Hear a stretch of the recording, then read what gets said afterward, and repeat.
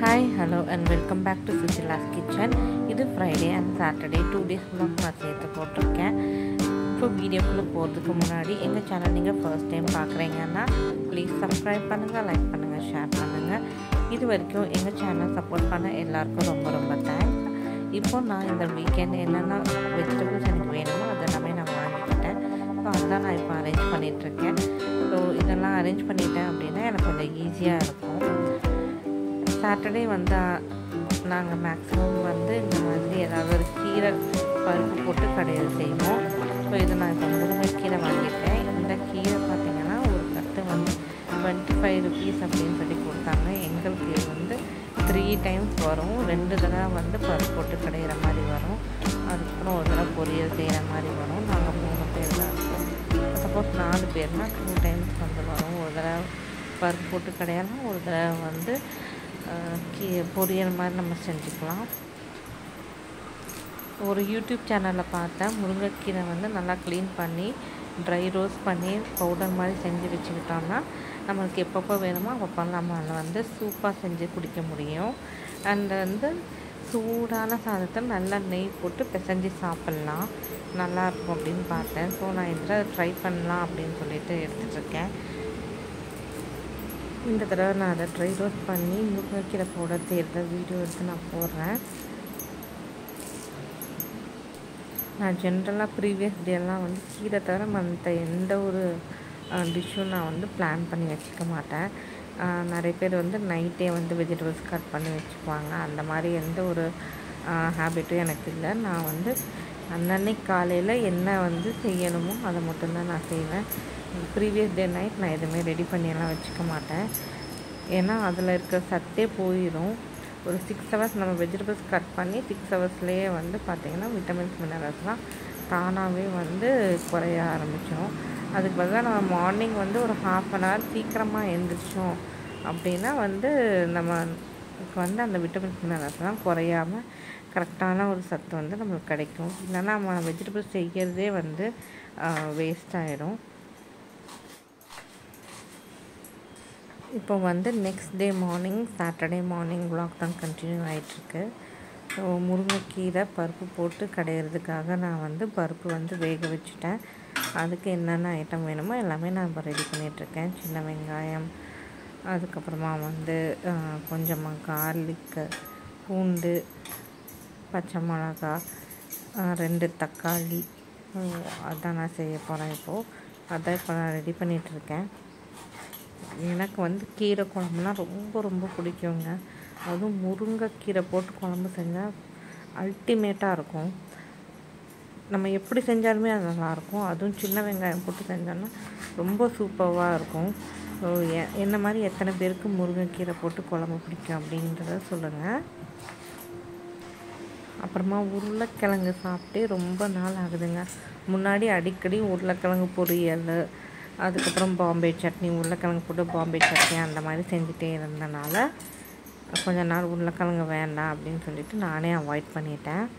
அதுக்கப்புறம் ரொம்ப டெம்டிங்காக இருந்துச்சு. சரி உருளைக்கிழங்கு பொரியல் சாப்பிட்ருவோம் அப்படின்னு சொல்லிட்டு அன்றைக்கி முருங்கைக்கீரை பருப்பு போட்டு குழம்பு, அதுக்கப்புறம் உருளைக்கிழங்கு நல்ல காரசாரமாக உருளைக்கிழங்கு பொரியல் செஞ்சுருந்தேங்க. ரொம்ப டேஸ்ட் சூப்பராக இருந்துச்சு. அதுக்கப்புறம் ஆஸ் யூஷுவல் ரசம் செஞ்சுருந்தேன். இதுதான் எங்களுடைய lunch. Saturday lunch menu. And காலையில் கார சட்னி செஞ்சேன். பட் அது நான் எதுவுமே வீடியோ எடுக்கலை. ஏன்னா ஃபுல்லாக வீடியோ எடுத்துகிட்டு இருந்தேன்னா ரொம்ப டைம் ஆயிரும். ஏன்னா 7:30க்கு நான் எல்லாமே ரெடி பண்ணிடணும். ஸோ அதனால் கார சட்னி செஞ்சதை நான் வீடியோ எடுக்கலை.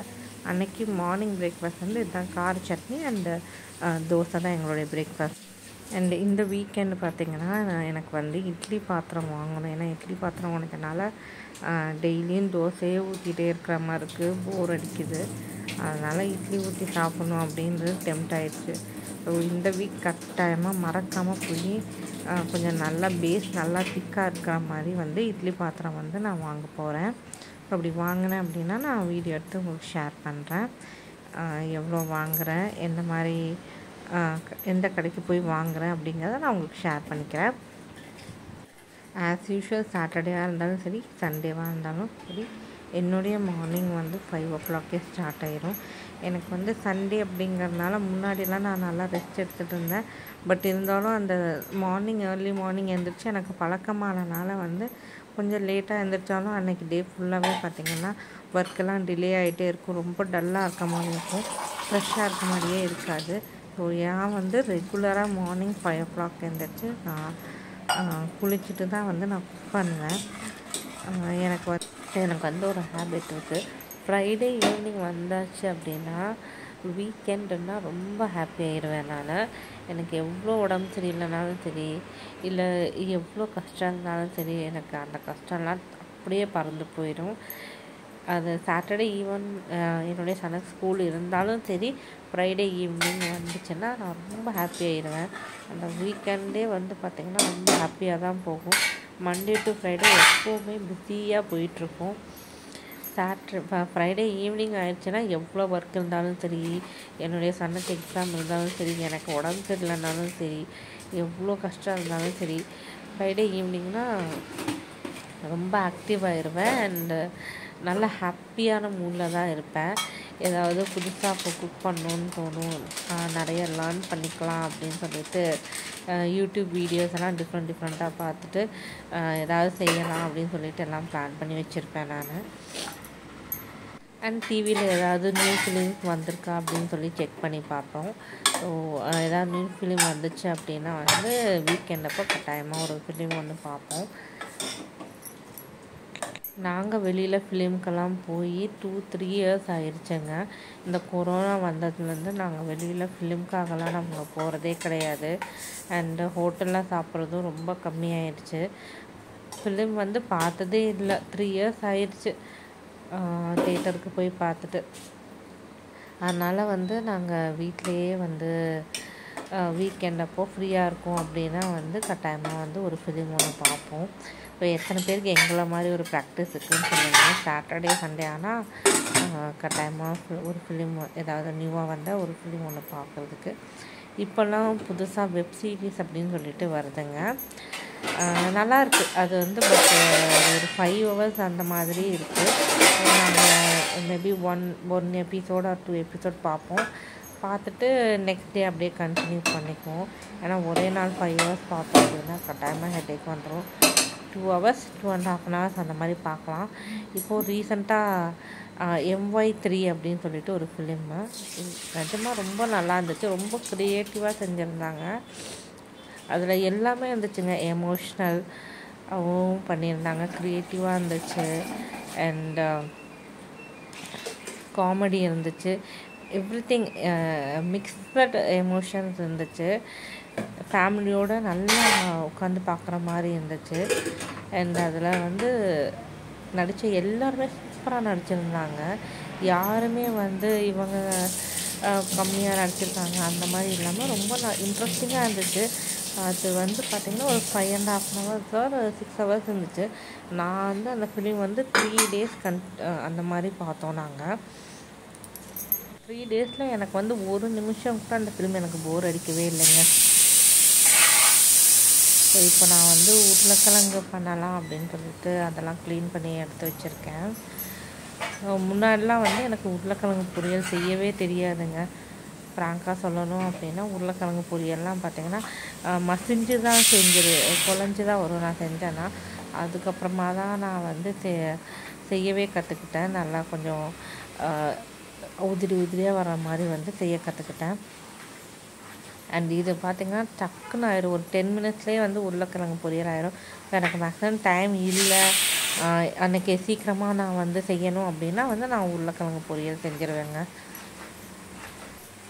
அவ்வளோதாங்க. உருளைக்கிழங்கு வந்து கட் பண்ணியாச்சு. கட் பண்ணதை அப்படியே டக்குன்னு போட்டு இது வந்து அயன் கடாயில் வச்சு செஞ்சோம் அப்படின்னா அந்தளவுக்கு வந்து நம்மளுக்கு வந்து எண்ணெயே பிடிக்காதுங்க. ஜஸ்ட்டு 2 tablespoon தான் எண்ணெய் ஊற்றணும்.